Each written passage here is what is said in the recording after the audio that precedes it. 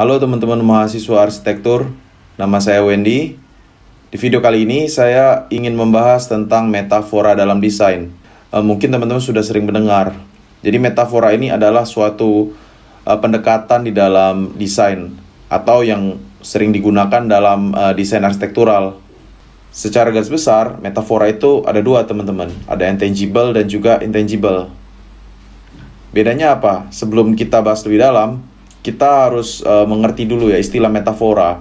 Jadi yang namanya metafora itu adalah representasi atau reinterpretasi yang tujuannya itu kita membuat sebuah persepsi yang mungkin ada hubungan dengan objek yang menjadi inspirasi kita. Kita bisa melihat gambar ini, ada 3 gambar. Teman-teman bisa lihat kalau gambar di sebelah kiri itu inspirasinya adalah batang pohon, yang lalu batang pohon itu diterjemahkan dalam fasad bangunan. Lalu kita bisa lihat di gambar yang di tengah, itu bangunannya seolah-olah membentuk mata. Tetapi bentuk mata ini bukanlah bentuk yang mentah-mentah dari bola mata kita atau bentuk mata kita. Jadi teman-teman bisa lihat paduan kisi-kisi, kanopi, lalu ada lubang, lalu ada objek bola di tengahnya. Itu membentuk suatu metafora bentuk mata. Namun yang di sebelah kanan teman-teman bisa lihat itu adalah bentuk piano dan biola. Apakah itu metafora? Nah, di sini kita bisa melihat bahwa ini bukanlah metafora, ini adalah emulasi. Emulasi itu dia meniru bentuknya itu mentah-mentah, teman-teman. Jadi ini adalah bentuk biola dan piano yang mentah-mentah sama, hanya skalanya saja yang berbeda gitu. Jadi dari sini, dari 3 gambar ini, saya pengen teman-teman tahu bahwa ada perbedaan yang besar antara metafora dan emulasi. Teman-teman harus bisa bedakan itu. Sekarang kita masuk ke metafora tangible atau metafora yang bisa dilihat atau metafora teraba.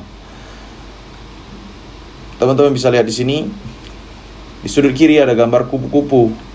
Lalu bagaimana saya mereinterpretasikan bentuk kupu-kupu hanya dengan bentuk-bentuk gamugan, bentuk-bentuk reguler. Ada yang bentuk seperti bulan sabit, bentuk lingkaran, bentuk setengah lingkaran, bentuk lekung yang saya tabrakan dengan bentuk lurus. Lalu saya komposisikan seolah-olah dia membentuk gambar kupu-kupu. Bentuk kupu-kupu juga saya bisa membuatnya seperti ini teman-teman, secara metafora. Saya membuat bentuk melengkung yang konsisten dari tengah keluar, semakin melengkungnya semakin keluar dari jalur ya. Lalu seolah-olah simetri, saya kasih aksis, saya kasih sumbu mirrornya ya, sumbu kaca. Seolah-olah di sini ada banyak jenis kupu-kupu atau gerakan kupu-kupu yang terbang. Jadi di sini ini adalah metafora teman-teman, metafora teraba. Kenapa metafora teraba? Karena ada objek fisik yang menjadi bahan inspirasi untuk saya reinterpretasi, yaitu kupu-kupu.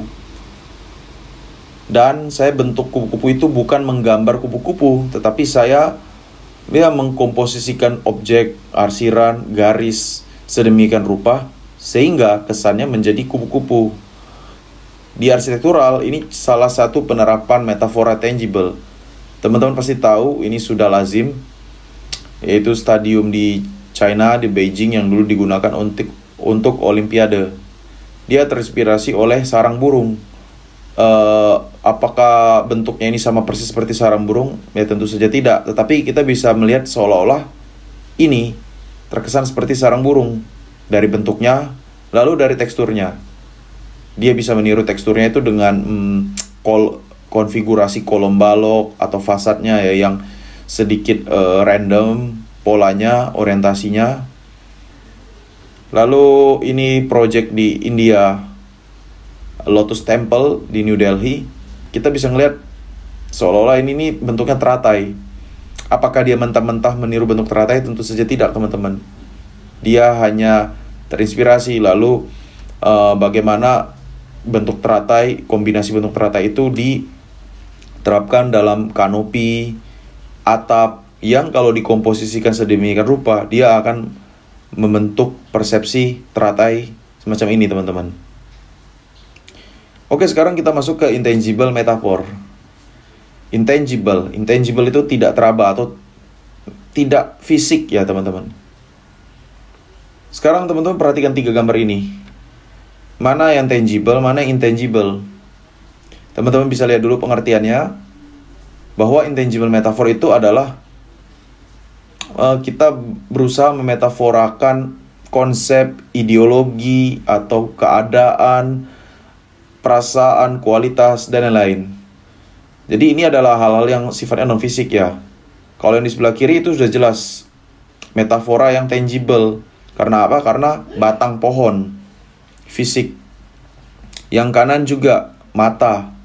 Yang tengah, apakah fisik? Ya, kalau kita sekilas lihat ini fisik ya, dari human body.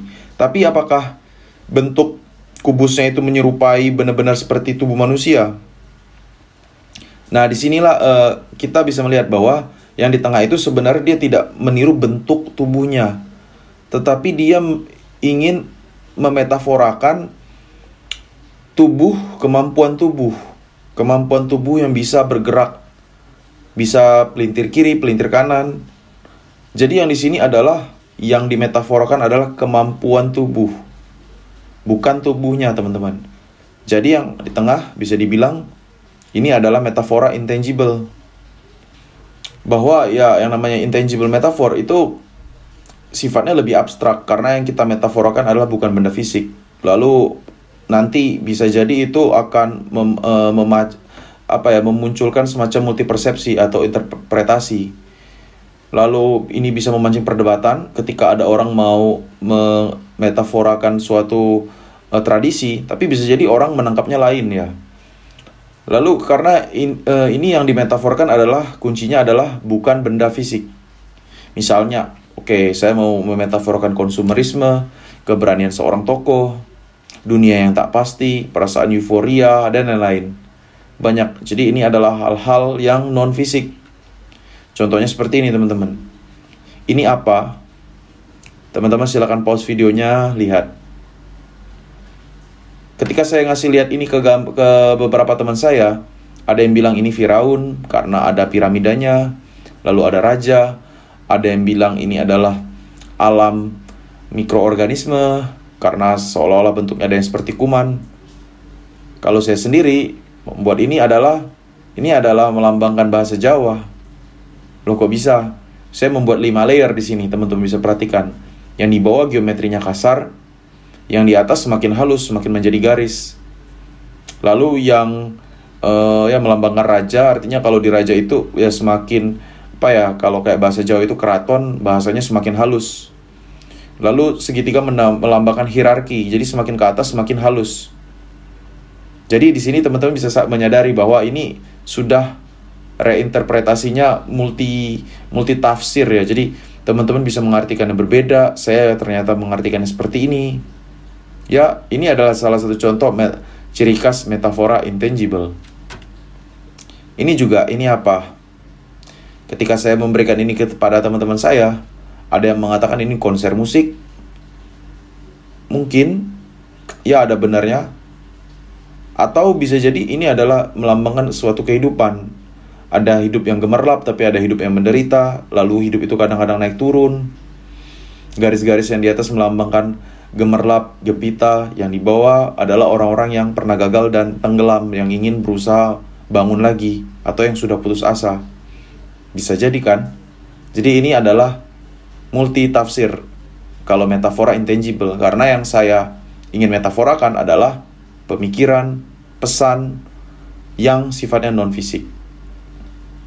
Seperti misalnya ini, teman-teman lihat contoh bangunan di Toraja, rumah adat Tongkonan.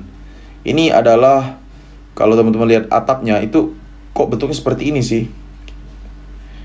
Ternyata ada pesan di balik itu, bahwa ini bentuknya seperti perahu. Kita bisa mengartikan itu sebagai metafora tangible. Tetapi ternyata juga ini ada pesan lain, bahwa kenapa bentuknya harus perahu? Karena ingin mengingatkan bahwa leluhur mereka itu sampai ke Sulawesi karena naik perahu. Jadi ada semacam pesan di sana teman-teman. Kalau ini mungkin ya dia hybrid ya, campuran metafora tangible dan intangible. Tapi mungkin ada elemen-elemen lain, misalnya kenapa warnanya harus seperti ini, lalu kenapa pilarnya harus 4 bulat. Mungkin di sana ada pesan teman-teman. Nah, disinilah metafora intangible itu bermain untuk menemukan bentuk yang akhirnya seperti ini. Lalu ada juga rumah gadang khas Minang. Kenapa bentuknya seperti ini? Dari sumber yang saya baca ini banyak versi. Ada yang kaitannya itu melambangkan harapan kepada Tuhan, gitu kan. Ada juga yang saya baca itu ini artinya silaturahim, kekeluargaan. Dan kenapa masuknya harus di tengah-tengah, harus simetris? Ya, teman-teman bisa cari sendiri. Tapi di sini ada pesan yang disampaikan, yang kaitannya dengan tradisi, adat, budaya.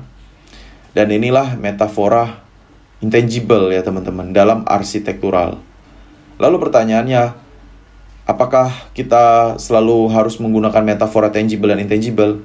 Tentu saja tidak ada keharusan teman-teman harus menggunakan metode ini atau pendekatan ini. Karena sekali lagi pendekatan ini hanyalah pendekatan yang kita gunakan untuk mencari bentuk. Kalau misalnya teman-teman selama ini ngerasa mendesain kok bentuk saya kok kotak-kotak saja, kaku-kaku saja, mungkin di situ saatnya teman-teman mencoba untuk menggunakan pendekatan metafora seenggak-enggaknya supaya bentuk bangunan atau desain 2 dimensi atau apapun itu yang teman-teman akan ciptakan nanti itu tidak boring, tidak membosankan. Bisa jadi dari benda-benda sekitar, kita tidak bisa tahu mungkin ada stick PlayStation atau ada kipas angin atau objek-objek aneh di meja-meja kerja teman-teman yang bisa teman-teman jadikan inspirasi. Tapi sekali lagi ya, bukan bentuknya dicontoh mentah-mentah, tetapi bagaimana bentuk itu kita reinterpretasi, bagaimana kita seolah-olah dengan elemen-elemen arsitektur itu bisa membentuk seolah-olah bentuk seperti itu. Sekali lagi, ini hanya metode atau pendekatan desain. Tidak ada keharusan teman-teman di dalam project arsitektural yang teman-teman akan kerjakan harus seperti ini. Tidak, ini hanyalah pendekatan supaya teman-teman mencari bentuk yang menarik mungkin. Lalu pertanyaan menarik lainnya adalah, bagaimana ketika misalnya saya mau memetaforakan kupu-kupu misalnya, atau mau memetaforakan rasa cinta misalnya, tetapi malah ditangkap lain oleh orang lain. Nah, di situ menariknya teman-teman. Ya, tidak masalah. Karena ingat, sekali lagi, metafora itu bisa jadi kita bisa tugasnya menyampaikan pesan.